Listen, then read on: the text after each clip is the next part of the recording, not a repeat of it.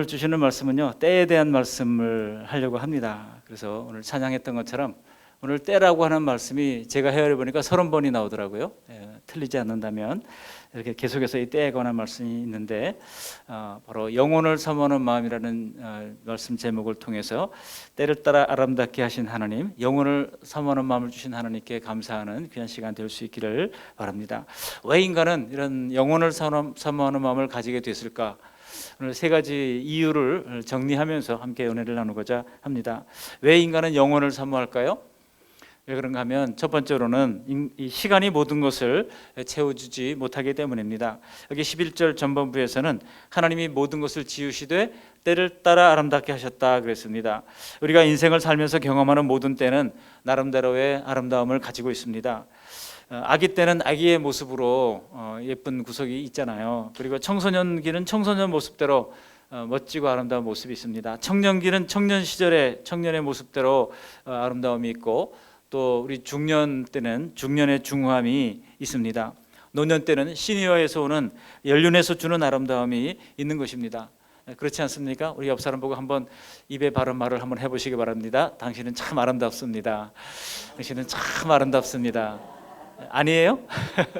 다 아름다움이 있으시죠? 흰머리는 흰머리대로, 검은 머리는 검은 머리대로, 주름살은 주름살 모습대로 있습니다. 마치 계절이 사계절이 있는 것처럼 봄, 여름, 가을, 겨울이 있지 않습니까? 고유한 계절의 아름다움이 다 있잖아요. 그래서 봄에는 겨울잠을 깨고 기지개를 켜는 막 산나물 이런 것들이 막 그 눈 속을 막 파헤치고 이제 나오는 것을 보면 그렇게 신기할 수가 없습니다. 또 여름이라 그러면은 푸르른 실록으로 가득 찬 생명력 넘치는 이 생명을 보면서 우리가 감사하게 됩니다. 또 가을은 어떻습니까? 가을은 열매 맺는 이 성숙의 계절을 통해서 우리가 많은 것을 누리게 되니 얼마나 감사합니까? 또 겨울에는 겨울대로 흰눈이 쌓인 세계를 바라보면서 우리는 깊은 사색의 아름다움을 느낄 수가 있는 것입니다. 우리 인생에도 이런 사계절이 있습니다. 유년기처럼 우리가 동화 속의 주인공처럼 그런 이제 모습으로 계속 된다 그러면 이거는 뭔가 잘못된 것이죠. 청년기는 열정과 갈등을 함께 겪는 그런 처절한 치열한 순간이라 그러면은, 장년기는 장년기대로 또 무르익는 인생의 꿈과 때로는 좌절을 함께 수확할 수 있는 계절이기도 합니다. 그러다가 노년기에는 그가 젊을 때 어떻게 노력했는가에 따라서 포근할 수도 있고 때로는 한없이 외로울 수도 있는 시기입니다. 그리고 이 모든 계절은 제각기 그 나름대로의 독특한 매력과 아름다움을 우리에게 선물하는 것입니다. 그럼에도 불구하고 우리가 끊임없이 불만족하고 뭔가를 부족함에 허우적거리는 모습을 볼 수가 있습니다. 옛날에 미국의 대부호 록펠러가 있었죠. 기자가 물었습니다. 당신은 지금 가지는 이 모든 부에 만족하십니까? 라고 물었어요. 잠시 생각하더니 록펠러가 아니요 라고 대답한 겁니다. 그러니까 기자가 그럼 당신은 얼마나 더 가져야 만족하겠습니까? 라고 물었더니 하는 말이 뭔지 아십니까? 조금만 더요. Just a little more 라고 얘기했다는 거예요. 조금만 더요 라고 얘기했다는 거예요. 여러분, 우리가 아무리 가져도 그 조금만 더가 도대체 어디까지가 가면 우리가 조금만 더에 해당할 수가 있겠습니까? 파스칼이 그랬던 것처럼 모든 인간의 마음속에는 하나님이 아니면 채울 수 없는 그런 빈 공간이 있는 것입니다. 그래서 이 세상에 어떤 것, 어떤 시간, 어떤 재능으로도 채울 수 없는 그 빈 공간이 오직 하나님만, 인격이신 하나님만이 채워줄 수 있는 공간이 있다라고 하는 것입니다. 모든 인생은 이런 내세와 영혼에 대한 욕망을 가지면서 살아가도록 되어 있습니다. 여러분 보세요. 이 욕망은요, 목마른 욕망이 있다 그러면 거기 마실 것이 있다고 하는 것을 예고하는 겁니다. 만약 배고픈 욕망이 있다 그러면 뭔가 먹을 것이 있다고 하는 것을 예고하는 것이죠. 그렇다면 우리가 내세를 동경한다고 그러면 거기에는 반드시 존재하는 내세, 세상에 실체가 있다고 하는 것을 반증하는 것입니다. 그렇다면 여러분, 이런 내세에 대한 동경은 내세와 영원한 세상 전체를, 실체를 우리가 전제하는 것이라고 할 수가 있는 것입니다. 얼마 전에 우리나라에서도 그 중국 시안에 있는 이 병마총 있죠. 거기 진시황의 능인데요. 그 진시황이 사람들 모습 그대로 다 도자기로 구워가지고 만들어가지고 그 병사들 모습을 일부만 지금 이제 발굴을 했는데도 그 일부 중에 아주 일부가 우리나라에 왔죠. 한 1%도 안 되는 분량이 우리나라에 왔는데도 옛날에 저도 한번 그래서 가봤는데요. 엄청나지 않습니까? 그렇게 많은 그 사람의 모습과 똑같은 그 병사들의 모습을 다 도자기로 만들어서 구워서 그렇게 지하 땅 속에 이렇게 매설을 해놓고 했다면 왜 그렇겠습니까? 저 세상에 가서도 이 세상의 영화를 동일하게 누리겠다는 것 아니겠습니까? 그것은 이 세상의 한계를 인식하고 저 영원한 세계를 이 진시황도 갈망했다는 것을 보여주는 흔적이라고 할 수가 있는 것입니다. 우리가 왜 영혼을 갈망합니까? 시간은 다 흘러가는 것이고 시간은 영원하지 못하기 때문인 것입니다. 시간이 모든 것을 채워주지 못해요. 시간이 가면 다 될 거야. 그렇지 않아요. 시간이 가면 그냥 그대로 늙고 병들고 시편 90편 10절이 말씀하는 대로 이제 사람이 70이고 강건하면 80이라도 그 끝이 뭐예요? 수고와 슬픔뿐이라고 그랬습니다. 우리 은퇴하신 어르신들 얘기 들어보면요, 한결같이 하는 말이 있어요. 다 부질없는 거야. 다 부질없는 거야. 나도 다 해봤어. 너만 해보는 것 같지? 다 해봤어. 다 부질없는 거야. 그런 얘기를 많이 하셔요. 항상 곱씹어 볼 이야기라고 생각이 되어집니다. 그렇기 때문에 우리는 항상 이렇게 시간이 모든 것을 채워주지 못하는 것을 알기에 영원한 세계, 완전한 그 하나님께서 통치하실 그 세계를 기다리고 갈망하는 것입니다. 둘째로 왜 우리는 영원한 세계를 사모합니까? 바로 시간은 이처럼 모든 것을 상실하게 만들기 때문입니다. 우리 모두 더 나은 삶, 더 나은 환경, 더 나은 인생의 조건을 기대하지만 그러나 시간은 잔인하게도 우리로부터 모든 소중히 여기는 것들을 하나하나 빼앗아 갑니다. 그러다가 마침내 우리의 생명마저 빼앗아 가는 것 아니겠습니까? 오늘 이 전도서 3장에 무려 30번이나 때라고 하는 말씀이 언급되어 있지만은 이 때가 1절부터 이제 9절까지 내용을 보시면 다 짝으로 이루어져 있는 것을 알 수가 있습니다. 근데 그 짝이 14개는 긍정적인 것이고 또 14개는 부정적인 것입니다. 이런 관점에서 보면 인생은 낙관할 것도 없고 비관할 것도 없습니다. 어차피 인생은 끊임없이 낙관과 비관을 반복하면서 살아가는 과정이라고 할 수가 있기 때문입니다.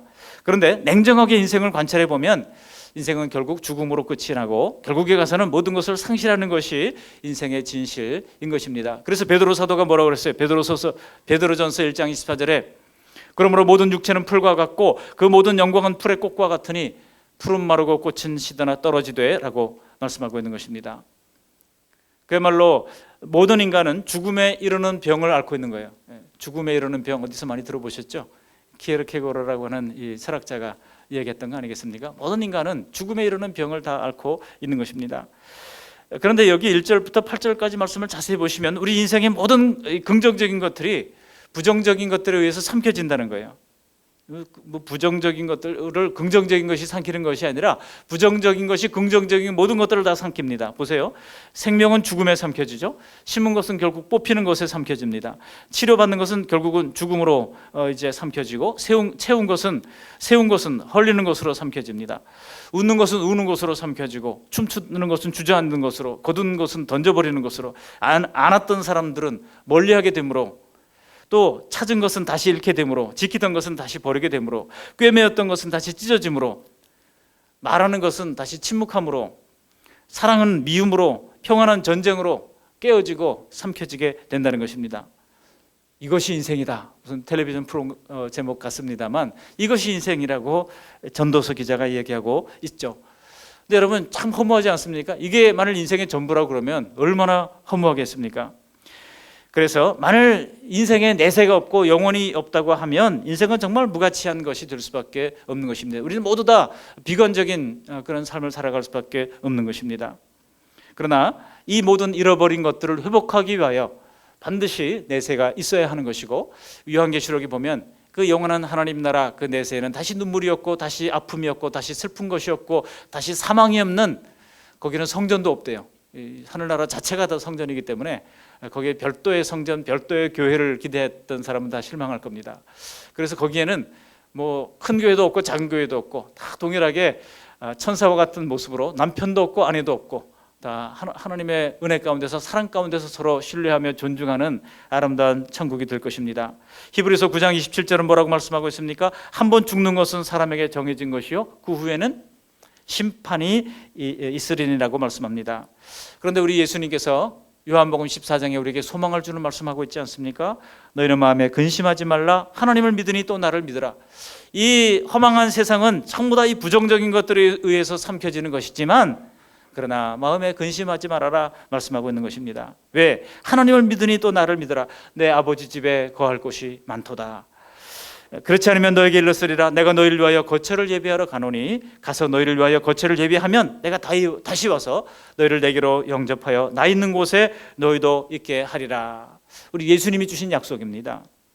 그래서 우리는 영혼을 사모하는 겁니다. 이 세상에서 잃어가면서도 우리가 사모하게 되는 것이 있으니 바로 영혼을 사모하게 된다고 하는 것입니다. 시간은 모든 것을 상실하지만 그래서 우리는 영원한 우리 예수님이 약속하신 하나님 나라를 사모한다는 것입니다. 마지막으로 왜 우리는 영혼을 사모하는 존재가 됐을까요? 바로 시간은 불공평한 상처를 남기기 때문이라고 하는 것입니다. 흘러가는 인생의 흔적은 우리에게 주름살을 남깁니다. 물론 첨단 성형수술로 말미암아 이 주름살이 많이 개선되었다 그래요. 그래서 요즘 보면 나이를 가늠할 수가 없습니다. 저번에 도대체 연세가 어떻게 됐을까? 새벽마다 어떤 청년이 새벽 기도에 참여하고 있어가지고 이제 계속 참여하시니까 그래서 우리 학생라고 이제 청년 몇 살인가 이렇게 물었더니 저 결혼했는데요라고 얘기를 해요. 동네에서 그냥 기도 제목이 있어서 이렇게 우는데 그 나이를 가늠하기 참 어려워요. 여러분 여자의 일생 4단계가 있다 그러잖아요. 옛날에는 여자의 일생 4단계가 소녀, 처녀, 아줌마, 할머니 그렇게 됐다 그러잖아요. 근데 요즘은 소녀, 처녀, 아줌마, 보톡스 아줌마. 요즘은 할머니가 사라졌다는 거예요. 여러분 얼굴이 주름살을 우리가 첨단 성형으로 말미암아 편다고 할지라도 결코 없앨 수 없는 주름살이 있는데 그것이 바로 우리 마음의 주름살인 것입니다. 이것을 우리는 상처라고 부릅니다. 우리 모두는 살아온 세월의 길이만큼이나 상처를 가지고 살아갑니다. 억울하고 배신당하고 빼앗기고 사기당하고 학대당하고 매맞은 이 모든 것들이 우리 마음의 상처가 되어서 우리의 인생을 힘들게 하지 않았습니까? 만약 이러한 현실이 우리가 바라는 인생의 전부라고 한다면 인생은 너무나 불공평한 것이죠. 그러나 시간을 넘어서 영원히 존재한다면 인생의 평가는 달라지게 될 겁니다. 천국은 인생의 모든 상처가 치료받고 위로받고 회복되는 세상인 것입니다. 우리가 천국에 가서 가장 먼저 경험하게 되는 것이 무엇이겠습니까? 그것이 바로 치유와 회복인 것입니다. 요한계시록 21장 4절에 모든 눈물을 그 눈에서 닦아주시니 다시 사망이 없고 애통하는 것이나 곡하는 것이 없다고 그랬습니다. 우리 예수님께서 친히 우리의 눈에서 눈물을 닦아주신다고 약속하고 있는 것입니다. 그래서 다시 사망이 없고 다시 애통이 없고 곡하는 것이 없게 될 것이라고 말씀하고 있습니다. 그러면서 하시는 말씀이 처음 것들이 다 지나갔음이로라. 우리가 천국에서 만나게 될 세상은 처음 것들이 다 부정적인 모든 것들이 다 사라지게 된 그러한 완전한 세상을 만나게 될 것입니다. 먼저 주님은 우리의 눈에서 눈물을 닦아주십니다. 사망과 애통을 피하십니다. 그래서 다시는 사망이 없고 애통하는 것이 없다고 약속해주고 있는 것입니다. 우리가 이 천국 소망을 가지고 살아간다고 하면 이 불만족스러운 세상에 살면서도 우리는 용기를 가질 수 있는 것입니다. 천국의 주인이신 예수님을 만난 사람들은 그래서 하나님은 공평하다고 노래하는 것 아니겠습니까? 우리가 지금 이 땅에서는 불공평하게 살았어요. 그러나 천국의 소망이 우리에게 있기 때문에 우리는 공평하신 하나님을 노래할 수 있는 것입니다. 장애 시인 송명이도 그런 것을 노래하지 않았습니까? 이 송명이가 쓴 글을 보니까 자기를 소개하는데 이렇게 소개하더라고요. 1963년 초여름 나는 태어났다.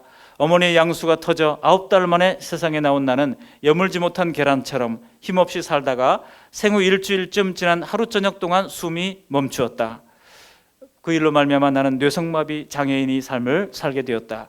자유롭지 못한 몸과 가난한 집안 살림에 여러 가지 억누르는 환경들이 나를 날마다 서글프게 했지만 그 속에서 17세의 방황과 설레이던 가슴으로 하나님을 만나게 되므로 사는 목표를 가지게 되었다. 초등학교 문턱조차 밟지 못한 나에게 하나님은 시를 붙여주셨다.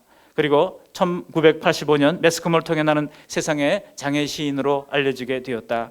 그리고 지금까지 시집 25권을 써서 하늘의 시인으로 불리워졌다. 그러나 무리한 활동으로 말미암아 목 디스크를 얻어서 전신마비가 됐고 매일 온몸의 통증으로 시달리고 있다. 그래서요. 이 송명희 시인이 가장 부러운 게 뭐 병원에 가서 수술하는 거 걱정하는 사람들 보면서 자기는 매일 화장실 가는 게 고통스러운데 그 수술하는 거 잠깐이면 끝나는 거 아니냐. 그래서 그게 그렇게 부럽다는 거예요. 병원에 가서 수술 받는 환자들이 너무나 부럽대요. 자기는 매일같이 화장실 가는 것 자체가 전쟁이라고 이야기를 합니다. 그런데 그런 상태의 시인이 어떤 노래를 썼습니까? 나라고 하는 시를 썼는데요. 나 가진 재물 없으나, 나 남이 가진 지식 없으나, 나 남에게 있는 건강이 있지 않으나, 나 남의 갖고 있지 않은 것 가졌으니, 나 남이 보지 못한 것을 보았고, 나 남이 듣지 못한 음성 들었으며, 나 남이 받지 못한 사랑 받았고, 나 남이 모르는 것 깨달았네. 공평하신 하나님이, 보세요, 그가 공평하신 하나님이라고 고백하고 있는 것입니다. 공평하신 하나님이 나 남이 가진 것 나 없지만 나 남이 없는 것 갖게 하셨네. 여러분, 이 찬양을 우리 한 주간 동안 생각하시면서 감사하면서 많이 불러보시기를 바랍니다. 왜 공평하십니까? 저 천국을 우리에게 유업으로 주셨기 때문에 하나님은 공평하시다고 쓰고 있는 것입니다. 오늘 전도서 기자도 동일한 약속을 우리에게 전달해 주고 있는 겁니다.